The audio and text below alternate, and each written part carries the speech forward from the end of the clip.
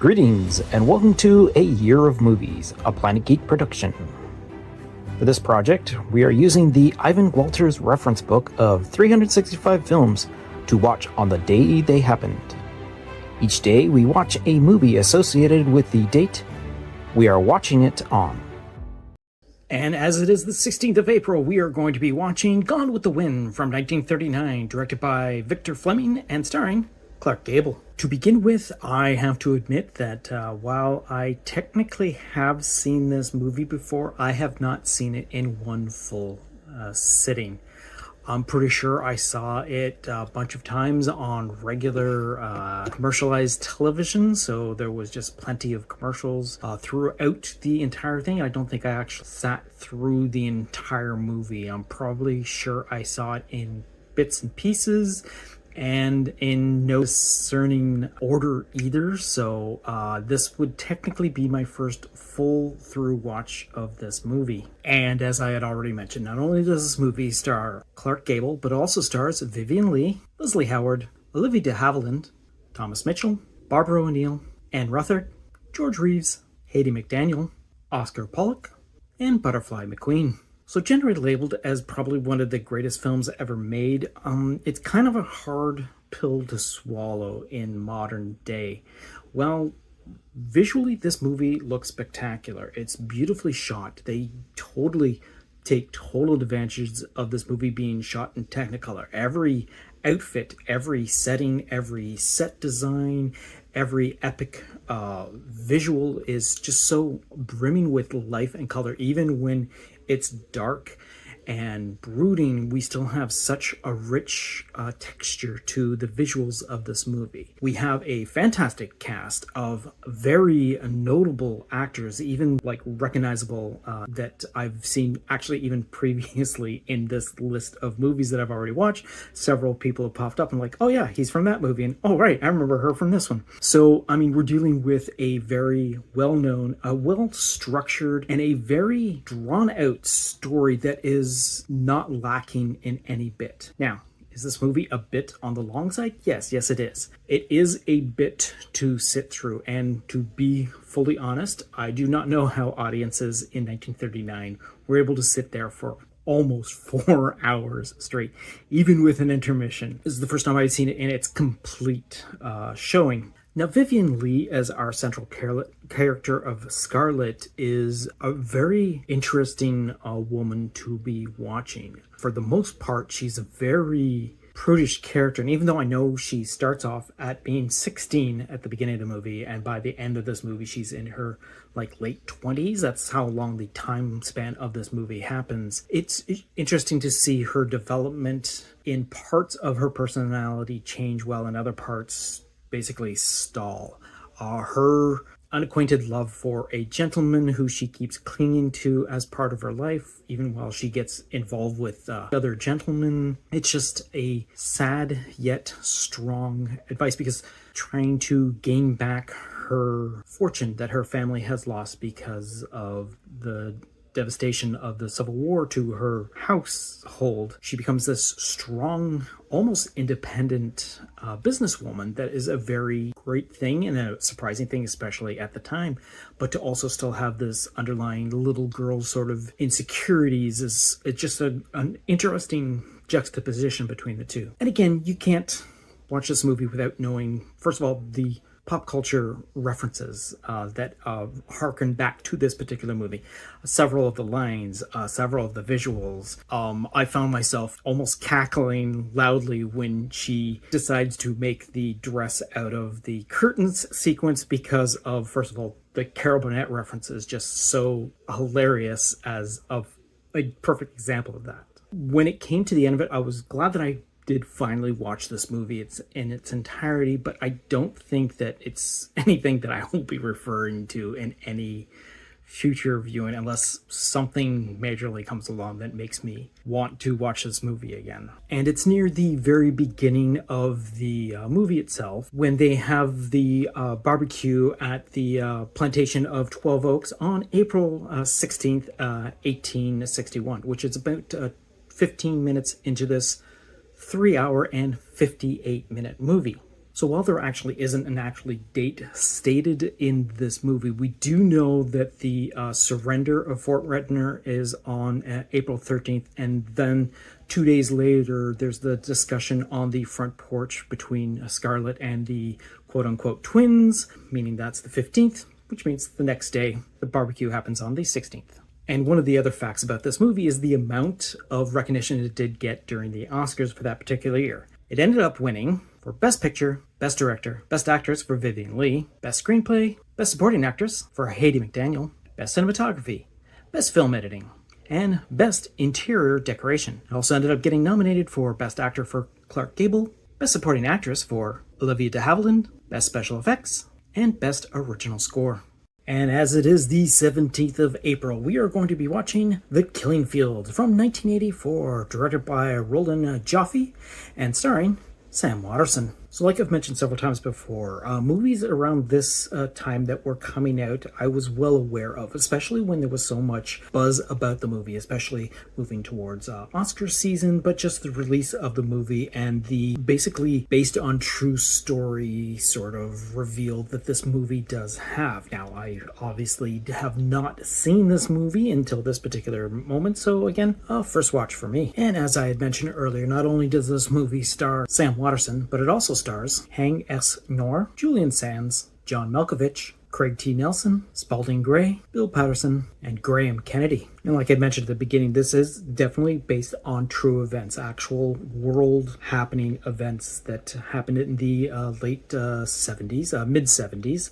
And it is definitely a harrowing movie to witness, especially for the first time, not really knowing what I was getting into watching this. So centered around the collapse of Cambodia's capital and the rise of the Khmer Rouge regime in the mid-70s, like I mentioned earlier. We center in on the friendship between Sidney Shamberg, who is Sam Waterston, an American journalist for the New York Times, and as well as Dith Pran, who is played by Hang S. Nyor, and who is a resourceful Cambodian interpreter. And as the political turmoil increases, the whole entire country of Cambodia descends into a very dark chapter of the latter half of the 20th century. It's kind of neat because it's shot in almost like a documentary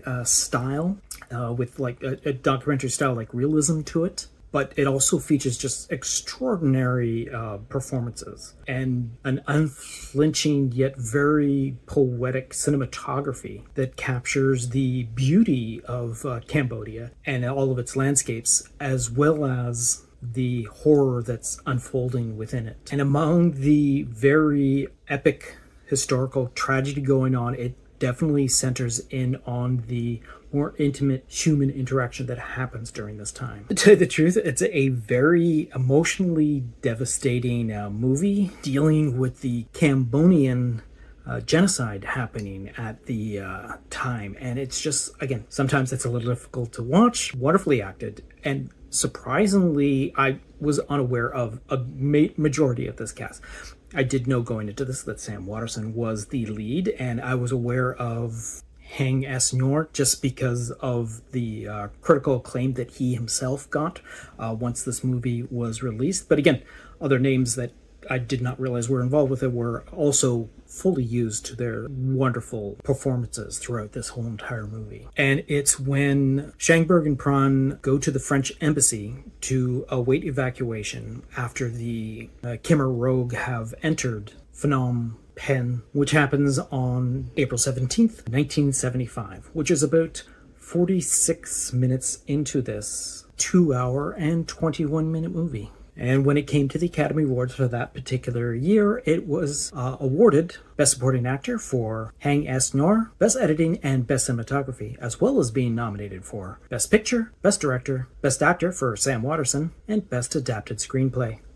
And as it is the 18th of April, we are going to be watching 30 Seconds Over Tokyo from 1944, directed by Mervyn LeRoy and starring Van Johnson. So again, when dealing with this era in movie history, about this particular time in actual history, was not aware of this particular movie. While I'm aware of quite a few of the cast members, until this moment, I did not know the existence of this movie. And like I had already mentioned, not only does this movie star Van Johnson, it also stars Robert Walker, Don DeFore, Robert Mitchum, Spencer Tracy, and Phyllis Thaxter. So this is a classic World War II drama based on actual events. The events of the Doolittle Raid, which was America's first attempt to strike against the Japan after the few months after the bombing of Pearl Harbor.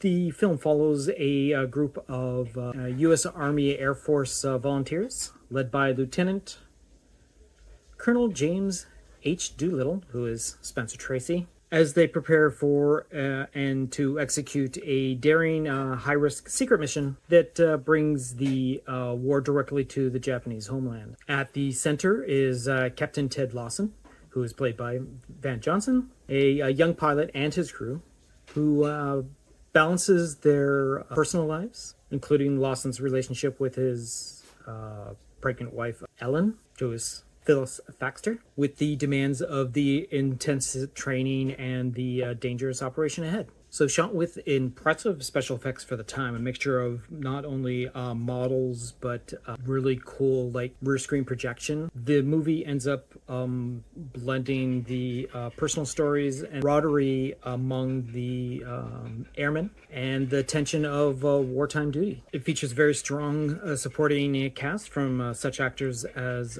Robert Walker and Robert Mitchum and others, emphasizing themes of courage, sacrifice, plenty of patriotism, and resilience. All in all, it's a really good action film. There's a sequence where we actually get into the launch of the actual air raid that is supposed to take on, and we seem to be sitting watching this one particular plane, which is Lawson's plane, as him and his crew fly towards Japan. And for a good 10-minute stretch of the movie, just us witnessing the mission pull off and all that sort of thing. But again, still, other than that, it's very captivating to begin with. However, the reason why the flight was kind of hesitant to begin with on April 18th, 1942, their ship gets detected by a Japanese boat, and they actually have to launch early. And that actually happens in about an hour and 7 minutes into this 2-hour, 18-minute movie. And when it came to the Academy Awards for that particular year, it ended up winning for Best Sound Effects and got nominated for Best Cinematography, Black and White. And as it is the 19th of April, we are going to be watching Madame Curie from 1943, directed by Mervyn LeRoy and starring Greer Garson. So to begin with, no recognition of this movie whatsoever. I know there have been several movies attributed to the life and the career of Madame Curie. I am well that there are several of them, but this particular one, I'm not sure if I ever knew it existed until I came to this list, so guess what? First time watch. And that being said, like I had already mentioned, not only does this movie star Greer Garson, but it also stars Albert Basserman, Walter Pidgeon, Dame Mae Whitney, Henry Travers, and Margaret O'Brien. So Madame Curie is a classic Hollywood biographical drama that tells the inspiring story of the pioneering Polish-French scientist Marie Sklodowska, focusing on her early years as a determined physics student in the 1890s and her remarkable personal and professional partnership with her husband, Pierre Curie, played by Walter Pidgeon. Marie is a brilliant, idealistic young woman facing skepticism in a male-dominated academic world. It follows her path from a struggling student at the Sorbonne to groundbreaking researcher, highlighting her dedication to science, her romance, and collaborative work that led to one of the most important science discoveries of the era. The movie blends elements of romance and intellectual passion, as well as historic drama in a polished black and white style that seems to play upon almost slapstick levels of sequences, which also get supported by a few of the characters. It uses themes of perseverance, love, scientific curiosity, and breaking barriers as one of the few women in her field. And it's on April 19th, 1906, when they are being honored for the discovery. Then, unfortunately, Pierre, while going off to buy earrings for Marie, tragically gets run over by a wagon and killed, which happens at about an hour and 42 minutes into this 2-hour and 4-minute movie. And when it came to the Oscars of that particular year, it ended up getting nominated for Best Actor for Walter Pidgeon, Best Actress for Greer Garson, Best Art Direction, Best Black and White Cinematography, Best Original Musical Score, Best Picture, and Best Sound. Alright, and as it is the 20th of April, we are going to be watching Downfall from 2004. Directed by Oliver Hirschbichel and starring Bruno Ganz. So again, we're dealing with another movie that deals with more historical events. The historical events I am obviously aware of, but the movie I am not. And when I did see this movie coming up on the list, I was a little hesitant because of its foreign filmness. I wasn't 100% sure what I was getting into, as well as the date when the movie was released, something that I was definitely not aware of at the time. And before I go any step further, I'm going to apologize for any previously or future mispronunciations of any actors or character names. So I apologize in advance and beg your forgiveness. And like I had just recently mentioned, not only does this movie star Bruno Ganz, but it also stars Alexandra Maria Ulrich Matthews, Karina Harfouch, Julianne Kohler, Thomas Kretschmann, and Hino Furch.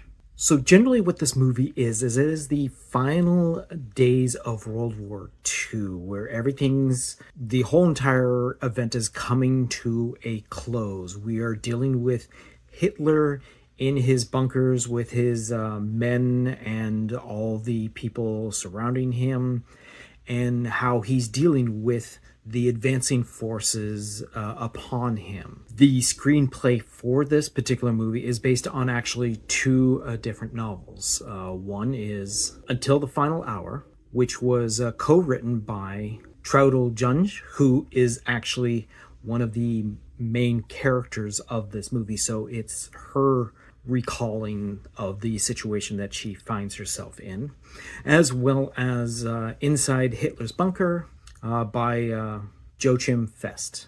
The story itself just deals with the German side of this whole entire story. We hear what happens from enemy forces closing in on all sides, but we are basically focused on Adolf Hitler, his Nazi soldiers, the people that work under him. The actual movie starts off with Traudl Junge being actually hired as Hitler's personal secretary, where we're introduced to Alexandra Maria Laura, who plays Freund Junge. It's an interesting point of view. This is a German film. It's speaking all in German. I watched a subtitled version of the movie, which is probably the best way to see a foreign film for the first time. So you get the inclination of the actual actors and their punctuation, because you can have really good dubs, but there's a lot more not so good dubs that I've seen over my experience of watching movies to realize hearing the inflection of the actors and then reading what they are saying is the best way to go. But this movie, and of course, we are dealing with Hitler and Nazis, not the greatest people in the world. They still act very like we know. They are very adamant to world domination still and whatnot, even in the face of the numbers stacking against them. But what we discover extra about this, and again, it's because of the non-Western version of this, through the acting and through the directing, we get a humanity that is strange for someone with the influential knowledge of Hollywood's version of what Nazis are. But of course, you would have people who are like, well, I don't think this is the way we should go. I mean, it's what we are doing. We are devoted to this, but I mean, I think this might be a little not what we should be doing. And you get that throughout this whole entire movie. You have those that are diehard, going to follow right into the very end. Those who go beyond the loss of Hitler and still are like, no, we are strong, we can hold them out even in the face of. This movie has such a great look to it. A movie from 2004, which again I wasn't aware of, has not only like a sort of a modern look to it, like a modern nowadays look to it, but still has a classic feel to it because of the props and the settings and the costumes. Everything that they have doesn't look sparkling new for the time. It looks like it's something from the present day that they're trying to push off as something that's new in the time, and it seems to fit. There's a whole hell of a lot of smoking in this movie, but again, it would have been something that like nobody knew, like smoking was as bad as it was, so everyone's smoking all the time. The devotion to the cause feels very patriotic, the way it comes across, like any sort of patriotism a person would have for their country, for the love of their country, when they know they are doing right. And these people believe, and while watching it, you experience that, yeah, this is what they believe in. This is what they should be doing. And again, I know it's not a good thing that they are doing, but the way the filmmakers bring it across, you actually seem kind of sympathetic towards these people who are like, okay, we are doing what we think is right. We don't know why the rest of the world is against us, sort of thing, is the underlying feature that we get from it. But again, I think the fact that the movie doesn't have any sort of Western Hollywood influence upon it, which is a breath of fresh air. And I have to state that this is the type of movie that I really had hoped I would be experiencing doing this list of movies. I know I'm going to run into a ton of movies that I have never seen before. I'm going to be running into a good portion that I have seen. Some I've seen hundreds of times. But I am glad that this list brought me this movie because it is generally a really well done, well acted, well executed movie. It was such a... And it's weird to say that I really enjoyed seeing a movie about Nazis where they seem to almost be the good guys in this movie, because everyone is basically on that side. Like everyone from the get-go is on Hitler's side of everything, because that's what we are. We're dealing with those that are devoted to his cause, and you feel it. You feel like the loss when things start to turn. It's just a weird experience to be. I mean, if this was some sort of sci-fi movie and they weren't Nazis and there was something else, I could totally like, oh yeah, no, I understand why these guys are being hated and all that sort of thing. Oh my god, yeah.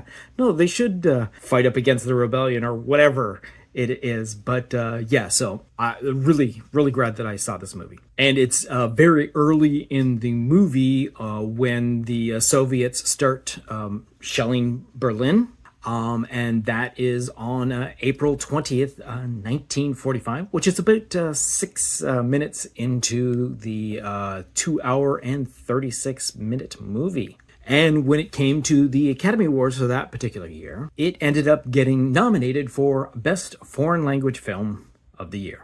And as it is the 21st of April, we are going to be watching Scott Pilgrim vs. the World from 2010, directed by Edgar Wright and starring Michael Cera. So being well aware of the time that this movie is being filmed and the subject matter that this film revolves around, I definitely am a fan of the original source material, the actual Scott Pilgrim comic book from Brian Lee O'Malley. And it was fantastic to see that someone of his directing expertise of Edgar Wright being involved with this. Just knew this was going to be a fun time to see, and it was what it was. It was just a hilarious time seeing this in the theater within its original run. And like I had already mentioned, not only does this movie star Michael Cera, but it also stars Mary Elizabeth Winstead, Kieran Culkin, Ellen Wong, Brie Larson, Brandon Routh, and Jason Schwartzman.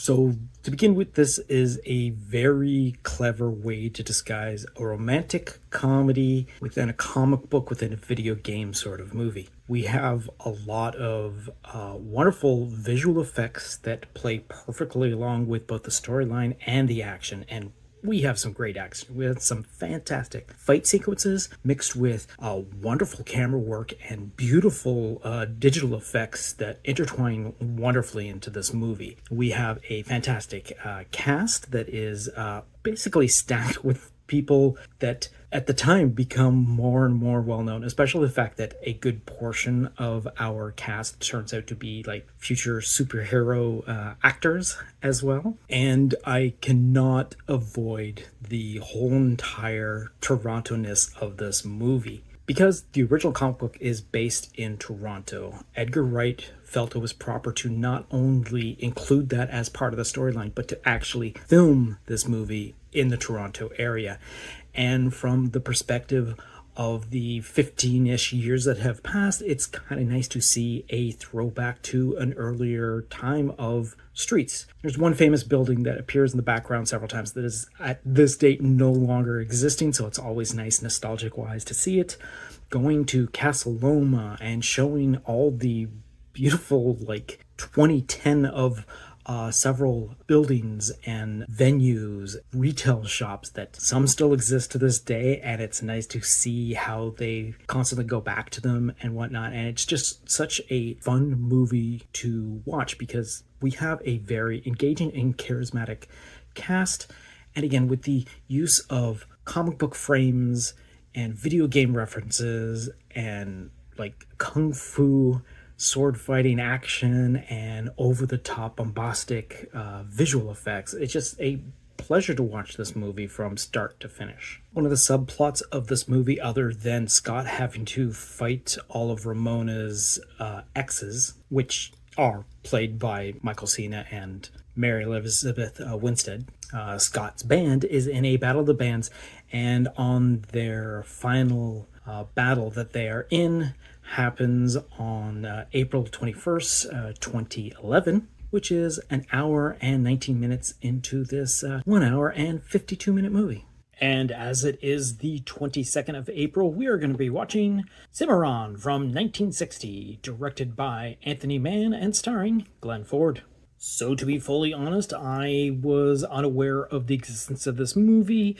Again, looking it up, nothing looked familiar about it. The name, cast members definitely did, but other than that, this is definitely a first-time watch for me. And like I just mentioned, not only does this movie star Glenn Ford, but it also stars Maria Schell, Ann Baxter, Harry Morgan, Russ Tamblyn, Lily Darvis, Arthur O'Connell, and Mercedes McCambridge. So this movie is very expansive. It goes from the land rush where people try and claim their own open land in this giant race to make plots, and then how life draws out from then on. We center in for mainly with our two main characters of Yancey and Sabra Carvet, played by Glenn Ford and Maria Schell, and how they and the people around them slowly but surely build up a town around this newly developed land. We go through lots of trials and tribulations between not only what this family faces, but the friends and whatnot also encounter. This movie is filled with a lot of very interesting stunt work. To begin with, we have a giant sequence where there's hundreds of actors on horseback racing. We have a lot of really cool camera work that deals with especially this whole entire sequence where we're actually making a starting line and people just racing to find a plot to call their own. And it's just fantastically shot, especially for this time. There's a lot of close up to the action camera work where it's a very steady camera, which means obviously the time is on a rail system, but everything else is offset. But then we see aerial shots of just a sea of people on horseback bringing carriages and all that sort of thing. And then we have sequences where obviously we're doing stunts. The carts fall apart, people fly all over the place. I mean, the stunt work is fantastic to witness in this movie, and especially so early in the movie as well. We have some interesting characters. We have some because of the persona of the people, we have a very ethnic a melding pot of people in this area that are fantastic and pretty big indication of what it actually was, with different cultures culminating together. There's a subplot of an actual like Native Americans trying to get into a better existence through this event. We have people that are very racial against them and those that are very protective against them. And it's a very interesting look at the Wild West from this is like kind of a new sort of angle to have seen this era. Even though I've seen several Westerns and all that sort of thing, nothing has really dealt with this sort of subject matter to begin with. So the land rush portion of the film happens on April 22nd, 1889, and takes place at 28 minutes into this 2-hour and 27-minute movie. And when it came to the Oscars for that particular year, it ended up getting nominations for Best Art Direction and Best Sound. On a side note, the original 1931 version of this movie actually won the Best Picture award for its year. And on that note, we're going to wrap up this particular episode and look off to the future to see what we're going to be watching for tomorrow, which is going to be the 23rd of April, and that is going to be The Madness of King George from 1994. So until next time, go see a movie. This has been A Year of Movies, a Planet Geek production. Please be sure to subscribe, download, comment, share, rate, and review.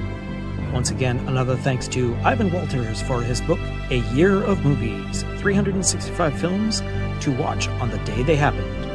Look for it online or at your local bookstore. Follow Planet Geek Productions on all of our social media. Through Facebook, YouTube, TikTok, Tumblr, and Letterboxd, search for Planet Geek Productions. On X, former Twitter, Instagram, and Blue Sky, search for Planet Geek Pod. You can also reach out to us through email at planetgeekpod@gmail.com. Once again, thanks for tuning in, and until next time, go see a movie.